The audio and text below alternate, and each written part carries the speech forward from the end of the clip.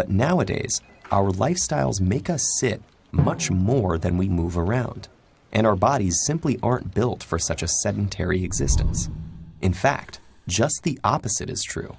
The human body is built to move, and you can see evidence of that in the way it's structured. Inside us are over 360 joints and about 700 skeletal muscles that enable easy, fluid motion.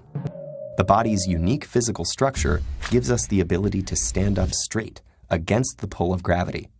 Our blood depends on us moving around to be able to circulate properly.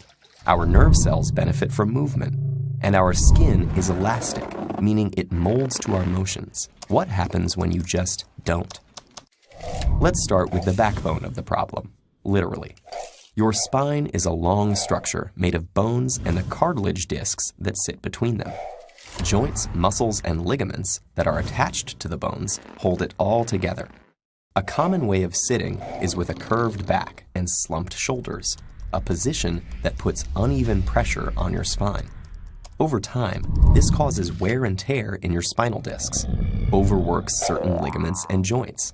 This hunched shape also shrinks your chest cavity while you sit, meaning your lungs have less space to expand into when you breathe. Around the skeleton are the muscles, nerves, arteries, and veins that form the body's soft tissue layers. The very act of sitting squashes, pressurizes, and compresses, and these more delicate tissues really feel the brunt. Have you ever experienced numbness and swelling in your limbs when you sit?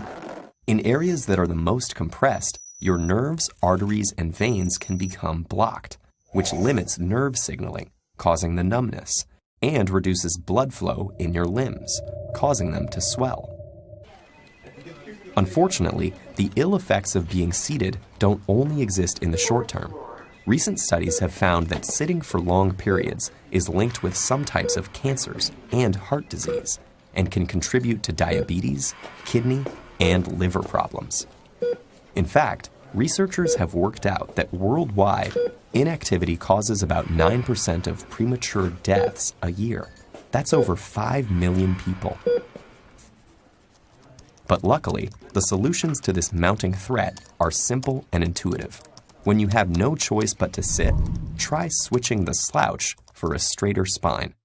And when you don't have to be bound to your seat, aim to move around much more, perhaps by setting a reminder to yourself to get up every half hour.